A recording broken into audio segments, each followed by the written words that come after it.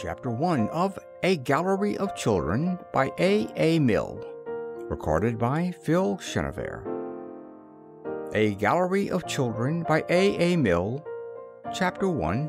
The Princess and the Apple Tree.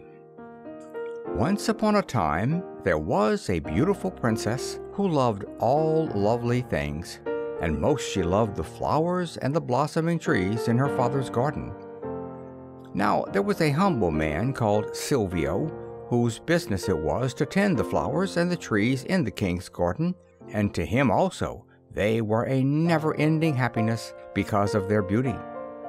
So it was that their love for lovely things drew them together, and Silvio loved the princess, and sometimes they walked hand in hand together. But the king was angry, for it was in his mind that the princess should marry a greater man than this. And he came upon Silvio in the garden and commanded him to leave that country and never to be found there again. And Silvio said, "How can I leave the garden which I love?"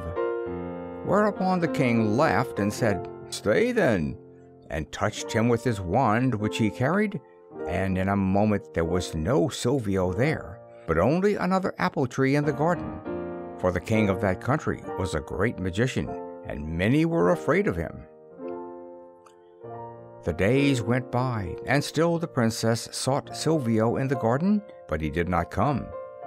So she went to her father the king, and asked of him, and the king laughed and said, "He was pruning an apple tree. I did not like the way he pruned it.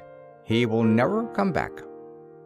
Then the princess said, "Which was the tree he was pruning?" And the king led her to the window and showed her the tree. And the princess was astonished, for she did not know that there had been an apple tree there. And when she was alone, she went to the apple tree, saying, "It is the last thing which he touched." So she touched it with her hand, and the apple tree trembled gently, and the blossom fell upon her head.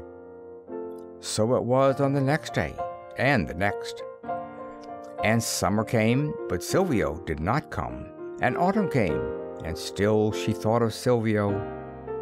One day, while she was beneath the apple tree, she cried out suddenly, "Oh, Silvio, let me not forget you." And the tree shook, and an apple fell into her lap. The princess took a little silver knife and peeled the apple, so that the peel was unbroken, and she threw the peel over her shoulder, saying, "See whom I love." And she looked behind her, and there was the letter S upon the ground. So it was upon the next day, and the next. And upon the fourth day she took an apple from another tree, and the peel broke beneath her knife. And she picked a second apple, and the peel fell in this shape or that, whereupon she went quickly back to her own tree. And always an apple fell into her lap, and always it told her that it was Silvio whom she loved. There came a day when there was only one apple upon the tree. Then she was afraid, for she said, "How shall I know whom I love when the tree is empty?" So she went near to it. Very close then she felt to Silvio, and he to her. And suddenly she stretched out her arms and said, Apple tree, you have seen whom it is that I love. Send him back to me." And she put her arms round the tree and clung to it, crying, "Comfort me." And it moved within her arms, whereupon she was frightened and drew her arms away, putting her hands before her eyes. And when she opened her eyes, there was Silvio waiting for her, a golden apple in his hand, but there was no apple tree.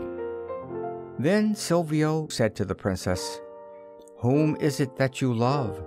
And she said, "Silvio." So they kissed each other. And the king, seeing them from his window, said, "Let him marry her, for he is a greater man than I." So they were married, and lived happily ever afterwards, walking in the garden together, hand in hand.